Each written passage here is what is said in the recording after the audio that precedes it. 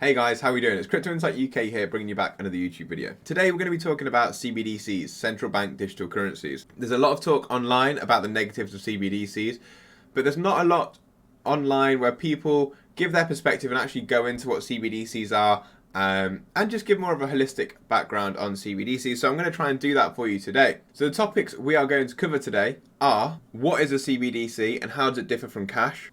Who's using CBDCs? The difference between retail and wholesale CBDCs, how may these affect you, positives and negatives, and finally Ripple's relationship with CBDCs and central banks, and how XRP may or may not play a part in the new financial system. But let's get into it. So first off, we're going to start with what is a CBDC. A CBDC, or central bank digital currency, is essentially a new programmable online money that is going to come through and eventually replace cash or fiat currency. It is an alternative to fiat currency currently being explored by around 96% of GDP around the world, so that's gross domestic produce, and this essentially means that most of the world is looking into at some stage of exploring CBDCs, and we're going to get into that in a second. So what's the difference between a CBDC and cash today? Well, cash today is mainly online, so when we go on our online banking apps like NatWest or Lloyds in the UK or whatever, or like, I don't know what's a good example in the US, let's say Chase Bank, someone like that, Bank of America, anyone like that. And when you send money to somebody else on these apps, although it looks like that cash has been instantly settled from one account to another, there is actually only settled on the front end and back end. This cash doesn't settle until either the end of the day or in some cases the end of the week. And what does that mean? Well, it looks to you as a retail investor like you send Joe, or Bob's a great example, they like to use Alice and Bob in examples. If you send Bob some of your money, then he looks to have received it straight away because your the money will be debited from your account and credited into his account on your application.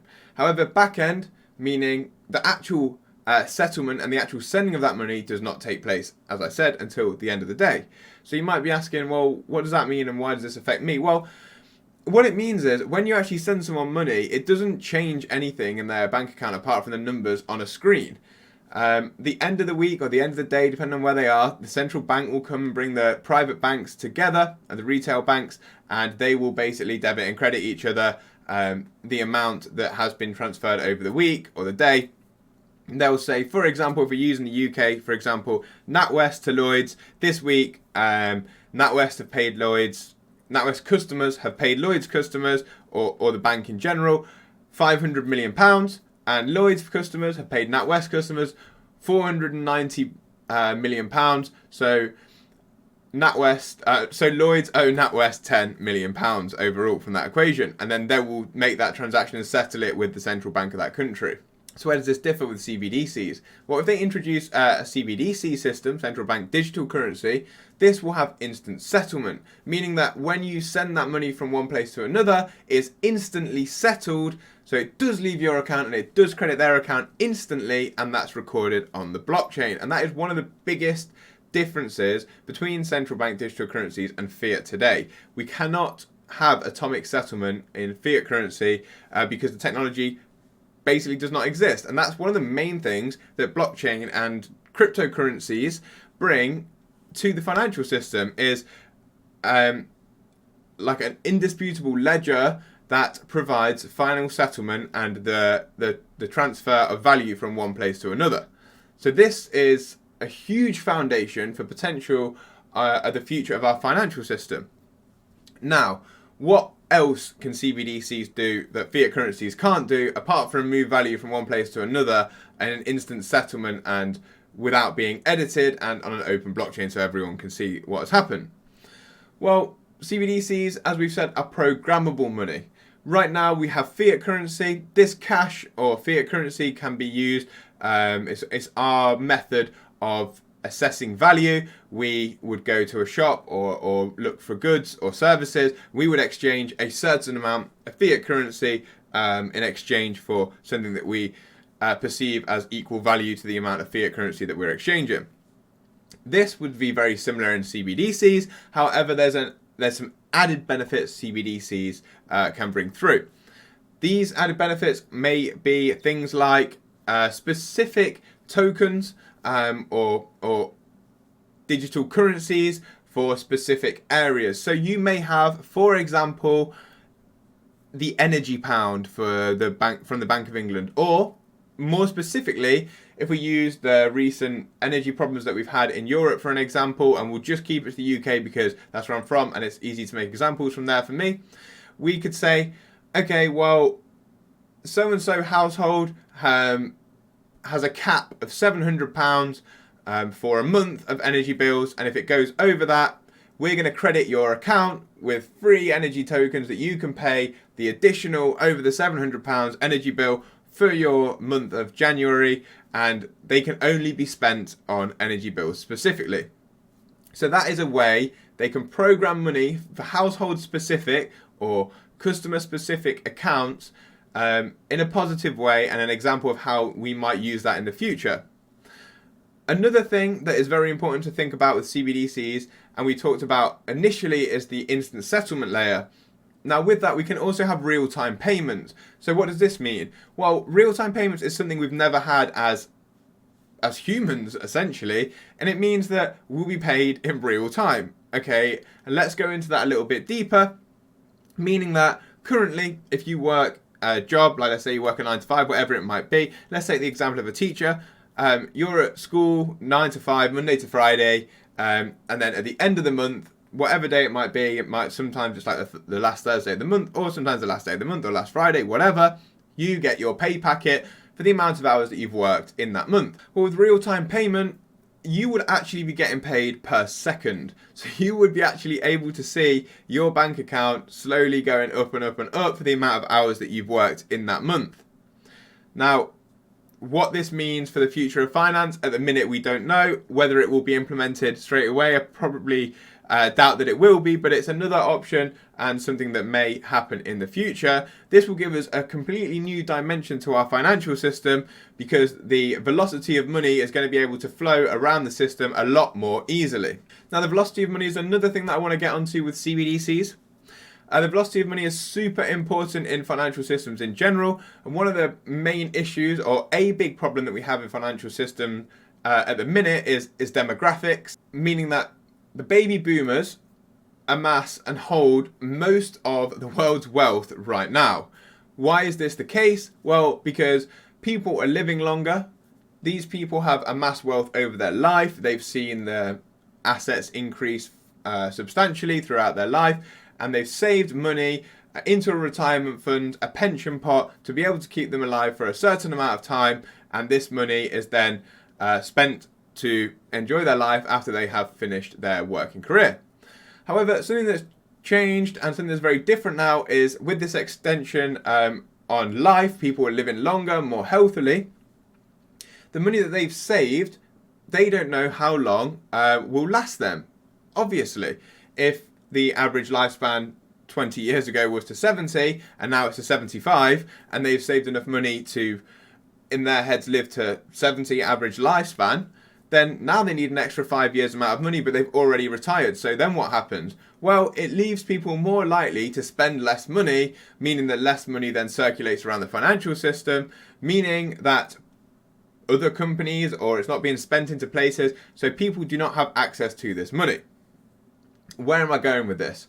Well, if you bring in CBDCs, those who are sitting on a large amount of capital, let's say £100,000 in a bank account, you could say, okay, well, if this money doesn't move in a year, we're going to impose a negative interest rate onto your account, meaning that at the end of that year, whatever that negative interest rate may be, in this example, let's use 1%, you may lose 1% of your capital sitting in that account at the end of the year. Sounds super scary and like very Big Brother-esque, and it could definitely be taken that way. However, if you think about it as a financial tool, it's going to be revolutionary to finance, because one of the main things that we need for the financial system to continue to expand and for people to be prosperous is the velocity of money. So we need that money flowing around the system. An example that I'll give to that is if I was retiring, and I have retired, and one of the things that I used to do before I retired was go to Starbucks every day and buy a coffee, or an independent coffee shop to buy a coffee. Let's use an independent, better example. I go in there, I spend £3.50 on a large cappuccino. I do like a cappuccino, a little bit of chocolate on top. Yeah, love that. That £3.50 then goes to the shop owner. The shop owner then either pays bills or spends that somewhere else, and then that money obviously moves around the system. However, if I even retire and I don't continue to buy luxuries like a coffee out a day, etc., then the shop owner does not get that money, then he cannot pay the bills with that money, and he also cannot pass that on to somebody else in the system. This is where you can see that the velocity of money, and meaning the way that money moves around and the speed in which it can do that, is super important to the financial system in general. Now imagine that on like a big scale in terms of like acquisitions of companies or purchase of houses, etc. This is another thing that CBDCs will make a lot easier for everybody as things become more tokenized in society. When everything is tokenized and CBDCs are a much more stable part of our society, you'll be able to make large transactions from one place to another that are indisputed. Everyone's going to be able to see how much cash that you've got specifically. If you allow them, there'll be anonymity layers, I presume and I hope, but it's going to make the transfer of assets super simple as well. I'm not going to go into that too deeply now because tokenization of assets is a complete another topic for a different time. So there's my introduction into why and what CBDCs are. If you've got any more questions about that, please leave them in the comments and I'll go deeper into that. And now we're going to get on to the next topic. The next topic is something I've already slightly touched on. Who is using or testing CBDCs? And right now we're looking at the AtlanticCouncil.org CBDC tracker, where we're getting our information, and we're going to read out some of their key findings. So 114 countries representing over 95% of global GDP are exploring CBDCs. In May of 2020, only 35 countries were considering a CBDC. A new high of 60 countries are in advanced phase of exploration, pilot, development, or launch of their CBDCs. 11 countries have fully launched a digital currency, and China's pilot reaches 260 million people, is set to expand to most of the country by the end of 2023. Now, there's over 1 billion people in China, so that's another 75% on top of the 260, or if we're doing percentage increases, it's an increase of about 300% from how many people are using it there. Jamaica is the latest country to launch a CBDC, the JAM-DEX. Financial sanctions on Russia have led countries to consider payment systems that avoid the dollar. There are now 9 cross-border wholesale CBDC tests, 7 cross-border retail payments, nearly double from 2021. So that is something else we're going to get into in a second, is wholesale CBDCs and retail CBDCs. In 2023, over 20 countries will take significant steps towards piloting a CBDC. Australia, Thailand, Brazil, India, South Korea and Russia intend to continue or begin pilot testing in 2023. The ECB is also likely to start a pilot next year. I think that's also referring to 2023, and that's obviously the European Central Bank. As of December 2022, all G7 economies have now moved into the development stage of the CBDC, and 18 out of the 20 G20 countries are in an advanced stage of development of CBDCs. Of those, 7 countries are already in pilot. This is how much focus is being applied to CBDCs right now, and should make you guys have your ears pricked up when you think about CBDCs. If you look at this website specifically, it's got a lot of information out there about CBDCs, but this specific key here is very good for a visual representation of how many countries are actually using CBDCs. There's probably less than 3 to 5% that have cancelled or have not yet looked into CBDCs. So next, as I said, we're going to talk about the difference between retail and wholesale CBDCs. And the difference essentially is retail CBDC would be what we use in the shops. So it might be that the digital pound that you might take into the local shop when you buy that coffee. You can then transfer that CBDC to another CBDC user.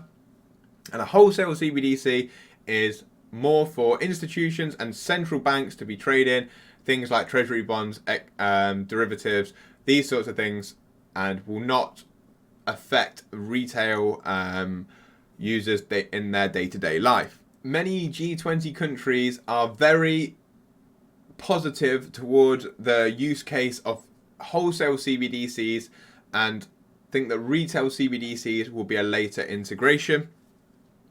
For back-end finances, wholesale CBDCs make a lot of sense. They save a lot of time and will actually also save a lot of money in terms of transactions. That is why wholesale trade in CBDCs may come before retail start to see or use CBDCs themselves. So let's get into some of the positives and negatives of CBDCs. We're going to start with negatives because everyone is super worried about them, and there's a lot of negative hype on social media around CBDCs, and I can understand why, because in the wrong hands they will be a very aggressive tool for the surveillance of civilization, essentially. Negatives are, if used in the wrong way, governments will be able to track every single one of your transactions. They will tie your transactions to a digital ID of some sort, I will presume, and so they're going to know where you're spending your money, who you're spending it with, and at what time you spend that money. They would be able to limit where you can spend money. For example, a lot of people use an example of like, oh, you can only spend this amount of money on meat or going out drinking or whatever each day or each week. And they will limit that through their central bank digital currency system, because remember, it's programmable money. That means that any rule that you could possibly think about could be programmed into this money, and you would have to abide by that rule because it's literally a program. It's yes or no. It's ones and zeros. It's not no negotiation there. It means if you went to a foreign country and you used their CBDCs, they could track where you were going in that country, and they could also track where you were going back in your home country if they had specific rules on their CBDC. If you take that in your wallet back to the home country, they could delete the CBDC from your bank account when you leave. All these sorts of things are possible with CBDCs specifically. A lot of people are super cautious about this because of the like big brother potential and surveillance and limiting of free movement and potentially even free speech from democracies. Because if you then, let's say you had an opposing opinion to a government and you started to speak out about it, and they had a camera and they could see who you were, they're like, cool, that's you with that digital ID, and your CBDCs now cannot be moved from your wallet. They could also tie like a social credit score to your CBDC wallet, which is something they've been experimenting with in China. If you're not a good person and you don't abide by the rules, they could limit your accounts or suspend your accounts from trading. They could stop you from getting on public transport. A lot of different things are possible with CBDCs. In fact, anything is possible. Now, China is very far ahead in terms of the testing phase of retail CBDCs. So a lot of people are focusing on what China are doing specifically with their CBDC and presuming that's going to come to us in the West. And in my opinion, we live in a democracy and there will be massive riots, civil wars in general, if free speech and things like this are taken away. And now you can argue about whether we have free speech now or not. That's completely up to you. It's aside from the point I'm trying to make here. But from what's going on in China compared to what happens in the West, it's going to be very different in my opinion. But you can see where some of the negatives of CBDCs may lie. However, if CBDCs are used in a positive way, and some positives that could come from CBDCs are easy transactions. We could like go abroad and swap money into other currencies basically for free. We're going to get paid instantly. We're going to be able to settle bills instantly. There's going to be no disputes on anything. It's going to make things like accountancy super easy because everything's going to be tracked. You're going to be like, cool, I don't have to find this, I don't have to find that. It's probably going to be automatic at some point. It's going to mean that anybody who's struggling in any sort of financial need, if the country is set up properly and we have good rules for things like that, they're going to be able to help them out with specific things. Let's say you're a single mother of 3 and you're working and you don't have enough to pay the bills. Cool, the government may be able to step in and instantly pay your energy bill, for example, like I used earlier with an energy token, or you need a certain amount of money for food each week, or you need money for school uniforms for children. All these things can be instantly taken care of. You can have interest rates that change per person each day, depending on financial situations, depending on the field of work. You can have interest rates that change depending on how long you've held the capital in accounts, depending on what the economy needs. Do they need savers? Do they need spenders? All these things can be incentivized. It would mean there's a much less chance of a financial crash because central banks can incentivize payments or saving, as I've just said. If we need to inflate the economy or deflate the economy, it's going to be basically instant. It's going to put a complete new dynamic on our financial system. So overall, CBDCs, in my opinion, will be revolutionary to the future of finance. They're going to be something that we've never seen before, and I think they could be amazing. It just depends on how they are used. As anything may be amazing. For example, AI. AI could be an amazing tool. It could revolutionize humanity depending on who and how it is used. So I hope I've covered and people have more of a deep understanding to what CBDCs as central bank digital currencies are now. I'm going to just jump into what Ripple's relationship with CBDCs are and how XRP may or may not fit into this equation. So if you want to read more about Ripple's relationship with CBDCs, they post a lot on Twitter. The most recent article was from January 25th, the state of global CBDC adoption with Daryl Duffy. And we've also heard from Brooks Entwistle, who is head of the APAC and MENA region. He's the managing director. And he said that there are not 10, not 20, but a bunch more central bank around the world on these discussions with Ripple and central bank digital currencies. Okay, cool. Well, what does that mean and what do Ripple do? Well, Ripple create payment solutions for anyone from institutions all the way through to central banks, settling payments faster and cheaper than it's currently being settled with the current SWIFT system. They often use the cryptocurrency XRP for settlement finality. As I've spoken about before, we can't currently have atomic settlement with fiat currency. So XRP is a cryptocurrency that allows the transfer of value from one place to another, guaranteed in 3 seconds with a failure rate of 0. SWIFT, for example, is like 1 to 3 days settlement with a cost of between 5 and 7% on average, and a failure rate of about 5 to 7% also. So you can see how when hundreds of millions of dollars of transactions are happening per hour, this could be a huge revolution in the financial system. So Ripple specifically have been talking to and working with central banks since their inception in 2012.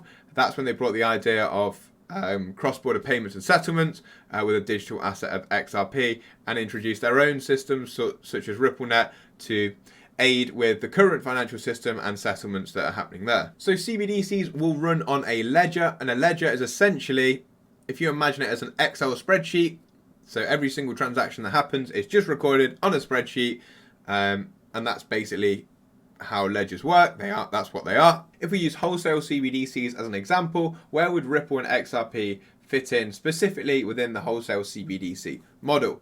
Well, these CBDCs on ledgers need to be built on some software, and this software needs to have had a proven track record, not fail. Because imagine if we move the whole financial system over to something that fails, the whole system goes down, boom, see you later.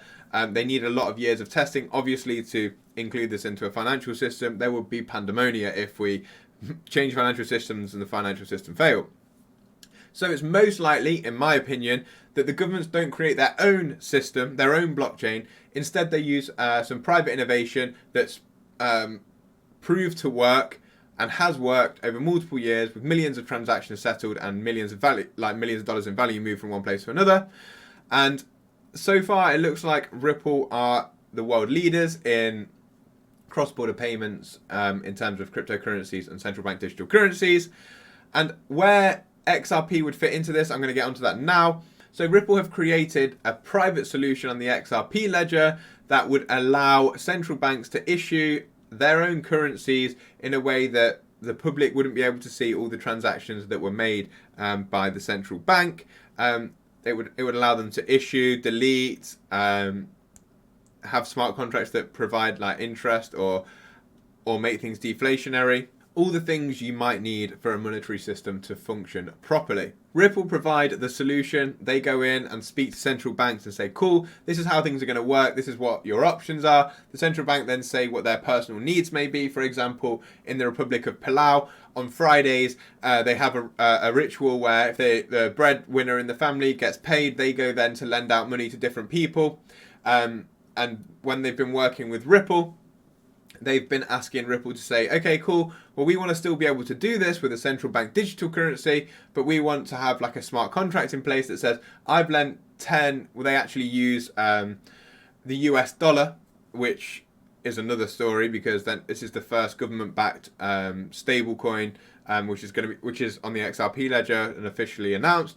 But they might say, cool, I've lent $10 to my uncle and I want him to pay me that back by the end of the week, and they can program that into a smart contract, meaning that online this payment is going to happen by the end of the week. That $10 is going to be back into your account, and it could be with interest or not with interest, depending on how you settle those terms. But that's a really cool feature of how CBDCs could be used, and also how Ripple can help with the development of CBDCs and how personal they can make it in terms of helping a country create a new currency and facilitate the needs of these countries. So now imagine you've got 10, 20, 100 different countries on the XRP ledger using their own private ledgers to have transactions within their own country.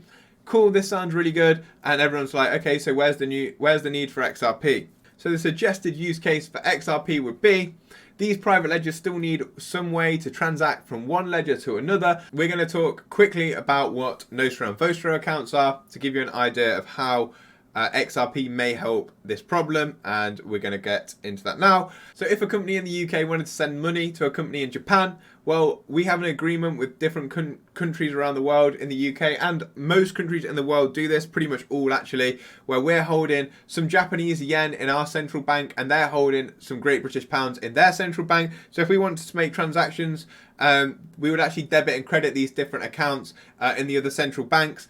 These are called Nostro and Vostro accounts. There is a large amount of money around the world tied up in these, estimated about $28 trillion.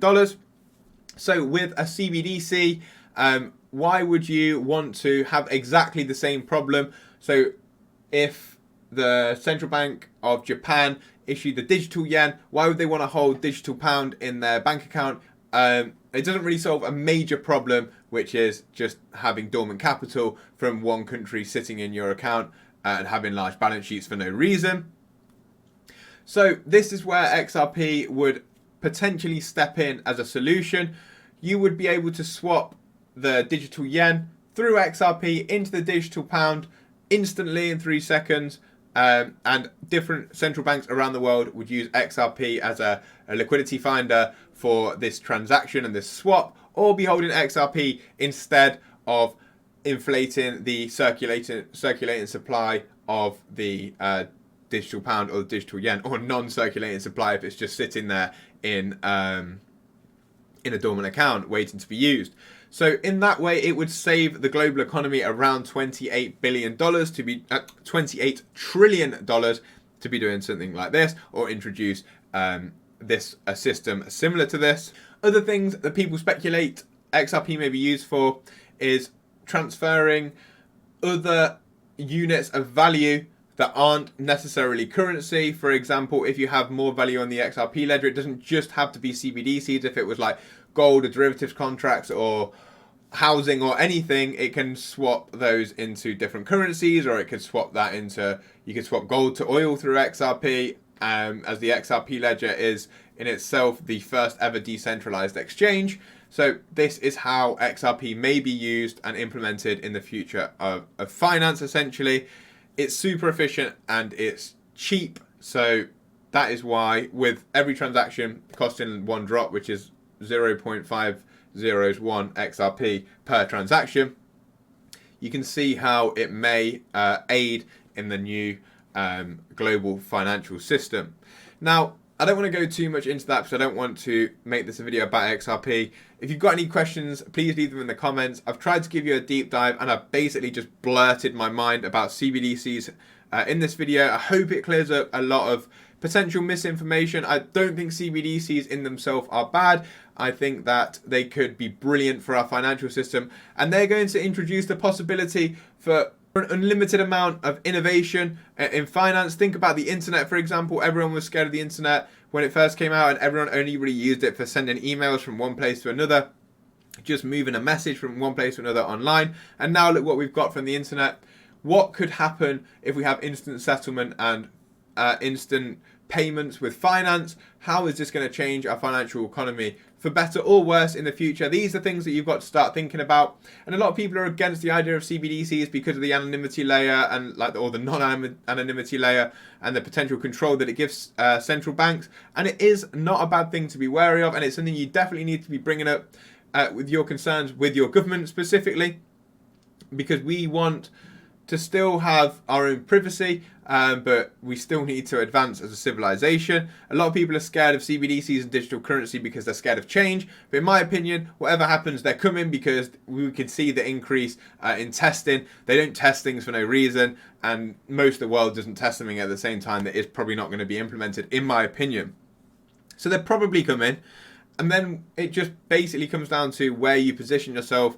Do you position yourself in something like Bitcoin, which is outside of this potential new financial system? Or do you position yourself in an asset that may or may not assist with this system, which obviously if it does assist would have massive potential returns? Some of the assets that may or may not be used are assets talked about by the World Economic Forum, or utility assets that a lot of crypto content creators mention. We're all speculating on what we think may and may not assist in this new financial system.